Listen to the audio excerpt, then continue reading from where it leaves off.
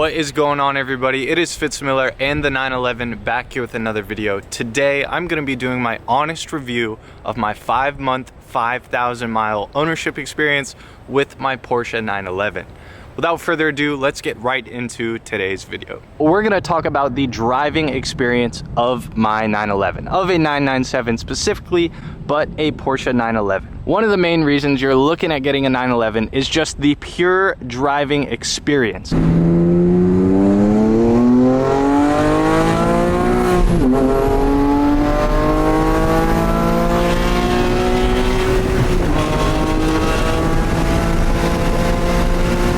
So extremely balanced, and if I had to use one word to describe the driving experience of this car, it would just be pure or refined. This car isn't rowdy. I wouldn't say this car's fast. Would I say it's quick? Yes. 0 to 60 in 4.7 seconds. Lots of torque. Tops out, RPM wise at like 75 to 8,000. Top speed of 183.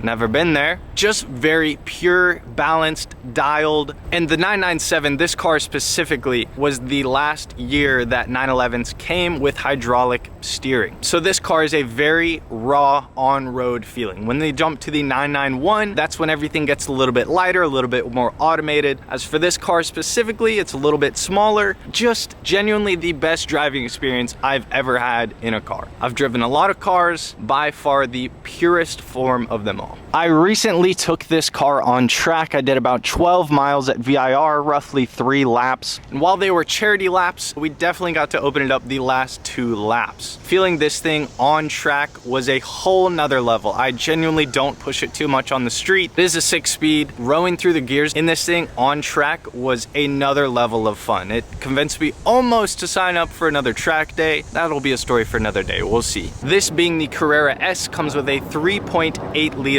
flat 6. Paired with the manual 6-speed, power was always available. Whether I was doing 20 miles an hour or 120 miles an hour, it's just right there with the torque, and there always seemed like more to go. So genuinely, the driving experience of this car in traffic, whatever, it's a 6-speed, you'll get over it, okay? You simply will get over it. I would also highly recommend the 6-speed over the automatic variants of this car in these years. Those had problems, they felt clunky, they felt slow. Just go pure, just get the 6-speed. The whole reason a 911 is special, is because the motor is in the rear. It provides such a balanced driving feel. Taking this car on trips has been phenomenal. Everybody says, oh, it's 911, it's 2-door, it's little, it doesn't have space. I have had 2 people in this thing. Yes, it has 4 seats, and all of our shit for a week-long trip. I am 6'3", I fit in here just fine. Now, these are aftermarket Recaros, which don't go all the way back. The seat's a little bit more farther forward than I would like, but genuinely, it's fine. Technically, there are seats back here. This is nothing but a storage compartment. Do not let them fool you. I do not know how tall you'd have to be to utilize the back seats. If you guys saw when I took the cage out, even with all of the seats out in this car, I didn't fit in the back seats. Doesn't count as a seat. Now, plenty of cargo room behind the seats for a couple backpacks, a cooler, towels, groceries, whatever. Plenty of room in the back seats themselves for more luggage, excess luggage, stuff like that. In the frunk, check out Frunkround, find out on Instagram. In the frunk, about what you would expect. About what you would expect with a rear engine vehicle. This is gonna fit 2 suitcases at max. For 2 people, I'm telling you, one of these is perfectly fine for a week-long trip. We were packed in there, we were pretty cramped, but we had plenty of room for all our shit. All right, let's be real here. You're on a trip, you're taking this thing out in the evening, you're probably gonna end up eating somewhere, you're probably gonna end up going through a drive-through. How is the usability of this car 5,000 miles, 5 months in? As far as cup holders go, what you keep in mind, I had 4 vehicles, all with no cup holders at one time. The 911 has the best cup holders I've ever experienced in my life. So first of all, they pop out of the dash. Second of all, the trim hides where the cup holders go. Third of all, it doesn't matter if you have a Red Bull or a fat ass drink from McDonald's. This shit fits so many different kinds of cups, it's insane. So, practicality wise for drinks, for dinner, drive-thrus after dinner, coffees, whatever, absolutely amazing.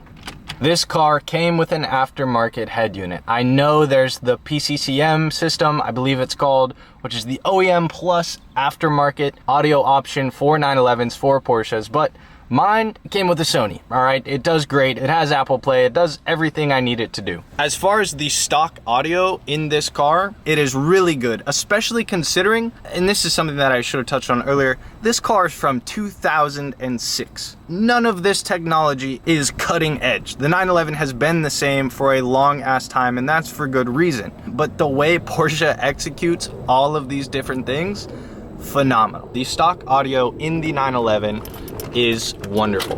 I would love to put a little 8 under the passenger seat or something like that just to get this thing thumping. Also, a little funny quirk, I have not gotten over the keys on the left, bro. The amount of times I've tried to put the key on the opposite side, hell no, that shit is on the left. Old habits die hard. Let's get a little solo going to show you what this audio does.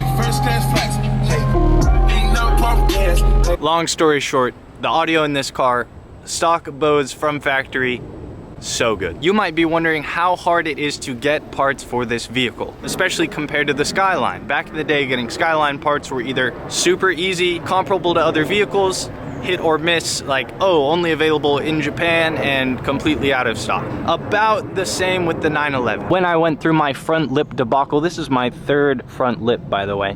When I went through that, these lips were readily available. There are a few different companies, a few different kinds. This one specifically is flexible. It's not fiberglass, some sort of poly material. There were like 4 of these in stock. So if I ever have to get a lip in the future, which I probably will, I'm not too worried about it. Wheels. Modifying this car, specifically wheels. This bolt pattern, Porsche Audi specific, 5x130. I'll say Porsche specific specs, 997 specs, really hard to come by. Maybe not hard to come by if you've got 10 grand to spend on wheels. I picked these CCWs up for 2,300 bucks with tires. Granted, had to get rear spacers, had to drive to Maryland in a day and back, but wheels are not very easy to find for this car. Just know that if you're looking into a car, kind of have some picked out, be ready to wait a year plus for some wheels that you really want. If you're looking at a 911, chances are you'll be okay with that. Mine came on reps, was not about to rock reps on a 911, so we had to switch it up. But just be aware, for the wheels, it's either gonna take you a minute or they're gonna be really expensive. So far, I've done my 1 oil change at a 5,000 mile interval. I don't know what the stock one is. I'm probably gonna do them every 3,000 to 5,000 miles. That being said, oil was in stock, filter was in stock. Next time I'm going to FCP Euro, so I'm getting all my money back. You know, just pay for shipping, we'll be all right. This car is very obviously lowered. I have it lowered on Öhlins coilovers. These came on the car, so I'm not able to give a good representation of how available those are or not. But just know, for most available maintenance parts, you'll be okay. Most will be in stock and ready to order.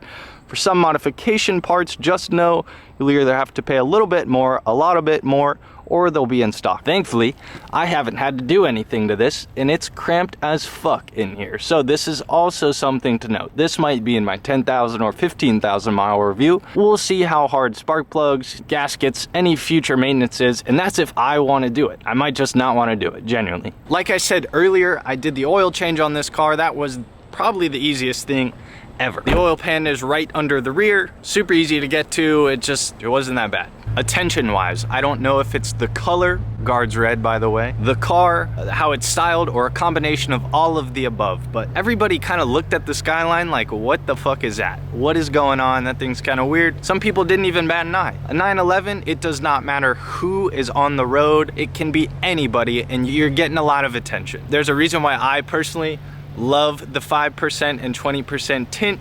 I like being invisible in this thing. The attention's cool and all. It gets to be overwhelming at some points. You will quite literally get everybody on the road looking at this car. I've had a little girl lean out the window and like poke her head out the window. That shit was adorable. She was staring this down. I've had parents, I've had older people coming up and looking at this thing saying, man, this is a dream car of mine. I love these. And then you got the old classic Porsche guys that come up and don't really know what to do because it's lowered and on CCWs and has crazy tint and it's loud and whatever. They all love it too. So the attention aspect of this car is just next level. Nothing like it with any other car that I've owned. In the time that I've been filming this video, I've had 2 people come up and tell me, hey man, nice car. Greatly appreciated. Genuinely, I am like so grateful for this car and so grateful that I get to share that experience with others who enjoy this car as well. The amount of people I've met, the amount of people that have introduced themselves to me, came up, said, hey, I like this car, gotten messages about, hey, gorgeous car. It doesn't end with the 911. That is something I'm very grateful for. Something that made me want to get this car in the first place is just, if I saw this shit going down the road, it's over. I'm geeking, I'm screaming. Be able to share that experience with other people when they get that same feeling, seeing this car rolling, seeing this car parked somewhere, that's one of the best things ever about owning a 911. I did not buy this car expecting it to be fuel efficient. I would also like to note that this car is tuned from the previous owner, so fuel efficiency was not exactly on the top of the list in the first place, not after being tuned. And I've gone on a couple different trips. I've been to the mountains, I've been to the beach, I've been to Helen, 5.5, 6 hour trips in this thing. If I am highway cruising, I will probably get 300 miles a tank. Couldn't tell you how many gallons are in this tank, but it seems to lack a little bit, especially compared to the Audi wagon, compared to the Skyline even. This thing sucks down some gas. Now, you would expect that. You're having fun, you're driving around a lot, but definitely worth noting, not the most fuel efficient vehicle in the world. One downside to my 911, I know, boohoo, cry about it, is my exhaust. That shit is loud, it sounds good, but it's just a little too raspy. I'll give you guys a medium warm cold start here and let you know what I mean.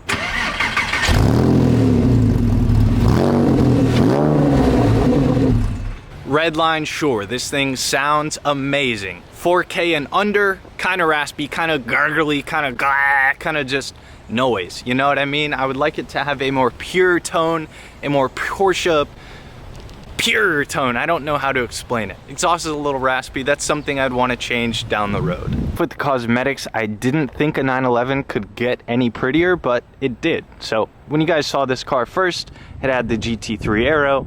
It did not have the wheels. I'm rocking some CCW Classics. Finally got some spacers in the rear to get that fitment where I want it. Cosmetically, this thing has been holding up exceptionally well. In the beginning, I had a lot of my trim, lip skirts, all of that stuff paint matched. All of that, for the most part, is holding up really well. The OEM paint on the car, as you can see, is just absolutely flawless. Some of the aftermarket stuff, like on the lip, has taken a beating. I'm getting that repainted before but cosmetically, this thing has held up wonderfully. When I first brought this thing home, I was trying to figure out how to put gas in it. I was looking everywhere inside to try to find the little gas flipper, the little gas handle to pop open the gas cap. I looked in the glove box. I looked all around both doors. I looked to the right under the wheel. I looked up under the wheel. All you gotta do, assuming the car's unlocked, is just pop it open. Okay, I sat here and stared at this for 10 minutes trying to figure out how this shit worked. It just pops open. That is gonna be it for my 5-month, 5,000 mile review. If you guys have any questions at all, please be sure to let me know. I will see you guys in the next video. Thank you very much for watching. Be sure to like, share, subscribe. I will see you guys in the next one. Peace.